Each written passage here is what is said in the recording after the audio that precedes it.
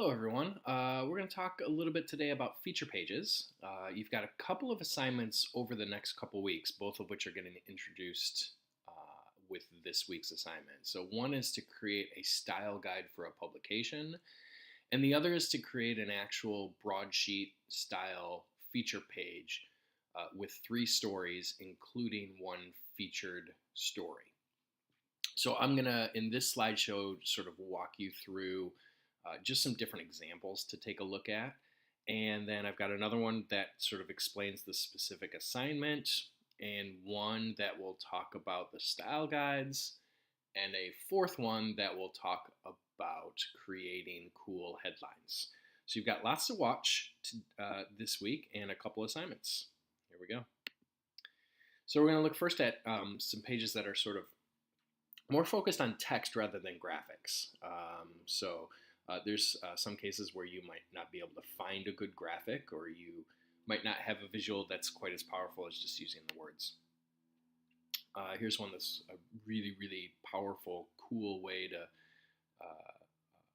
establish a particular theme, very seriously based story, using just like a spot color and text as the actual visual. So that red and the word violence really pops there, using that quote and turning it into a visual where each of those words is stacked on top of each other. You notice how it's still a mod, though. It forms one specific space with the text block and isn't sort of all over the place, but still you've got some vertical lines that are established there with that text.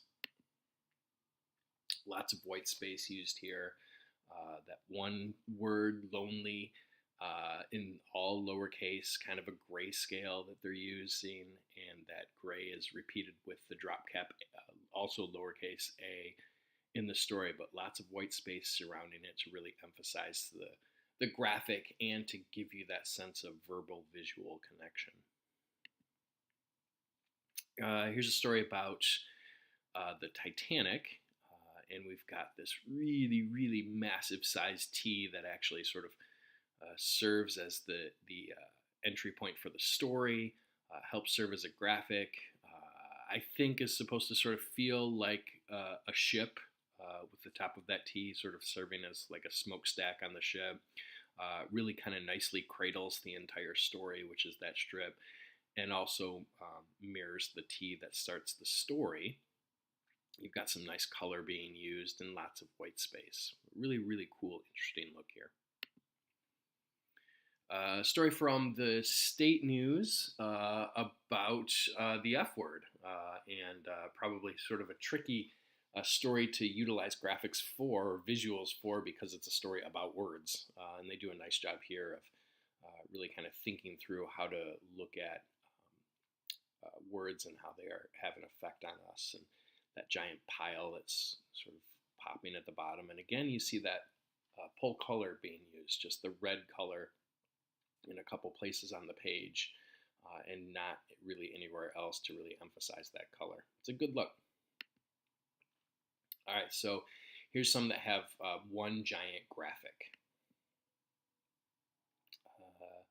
Story where, again, the verbal and the visual sort of connect, right? Circular photos are tough to do, I think, because they create that weird white space, and they're really hard to kind of pull off and make look effective. I think this one works. This is a story where you see that really, really dominant artwork at the top that, of course, forms the lens, the headline inside it, and really, really sharp, bold focus, and the mirror of the circle down towards the bottom. Again, we've got that use of the secondary color, right? So the green that's in the art at the top is mirrored very subtly in the name of the photographer or the curator, I think, at the bottom of the page there.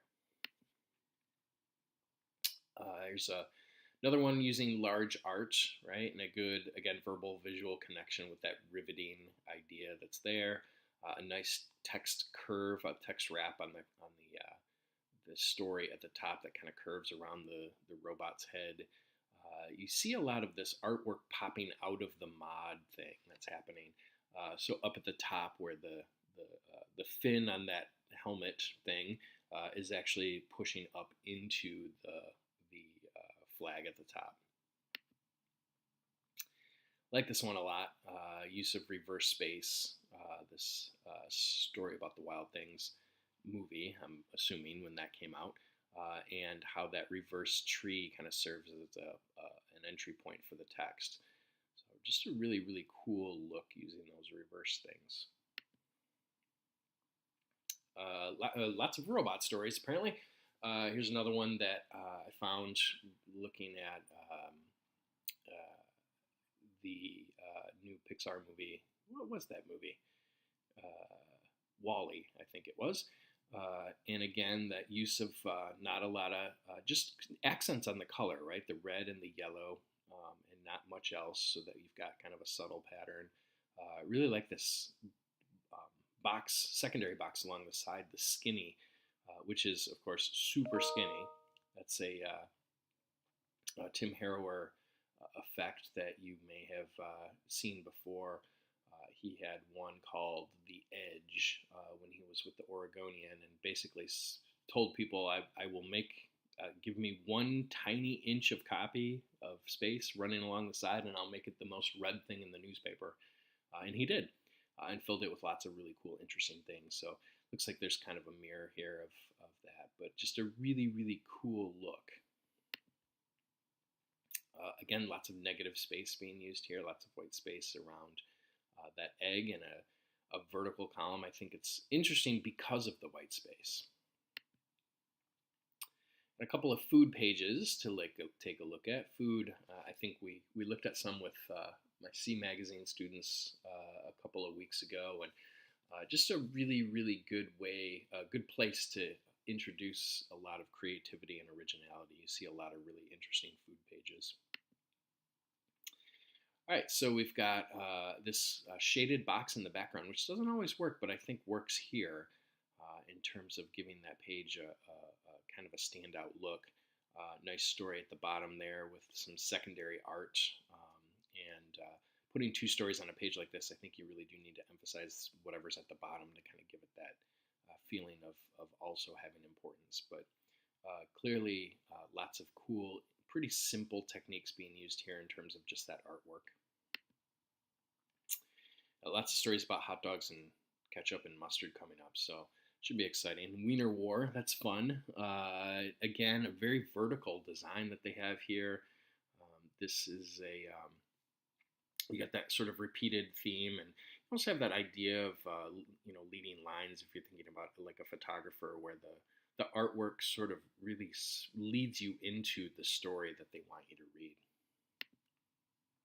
Here's the ketchup one, and I'm assuming this is probably an actual splotch of ketchup.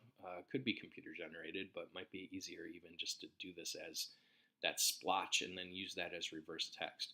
The text in the story is very heavily leaded, probably because it's in reverse. It's a little harder to read, and so it eases the readability if you bump up that leading, the space between the lines a little bit, so that it doesn't become too difficult for people to read.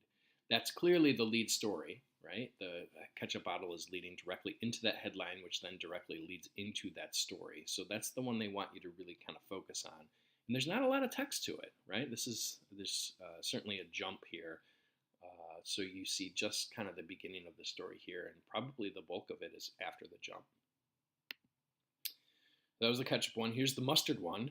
Again, kind of a cool, probably sort of not found art, but something that somebody had to create in real life in order to make this happen. Nice, really nice use of color with the secondary in the headline. And cool mods created at the bottom. Just a nice look. A really interesting package in terms of thinking through sort of the alternative story form stuff that we were talking about a couple weeks ago, where we've got everything on this page kind of geared towards the same headline, right? There's really only one story package here, and even the pizza thing that's in the lower left-hand corner really does connect, I think, to the rest of the package. There's the story on low-fat alternatives, that mod in the middle. There's the giant artwork there with the fries, and then kind of the lead story on the right-hand side. But everything here kind of fits together as one. Okay, and a couple music pages to look at. Here's a really cool design, this Joshua Davis package that I believe was in the Lansing State Journal, where you've got that really cool type effect that's happening, where it looks like it's got a very light transparency on it, so that you can see through the package. The text is stacked clearly in two different text boxes, so that they can manipulate where that goes. And that O in Joshua and the D in Davis, that nice overlap there, where the two pieces really kind of fit together. That's a cool look, a cool thing to think about in terms of your own designs, is to look at ways that you can break the pieces of your headline into separate text boxes, and then figure out how to sort of puzzle or piece them together as a powerful way to design. Okay, and then just one more here with this Jack Black page. I love what they did with the text treatment here. There's a transparency on all those letters, and then they're all individually text boxed so that you can kind of push them up and down in relation to each other. Kind of an interesting placement for the text, but I think it works here with this story.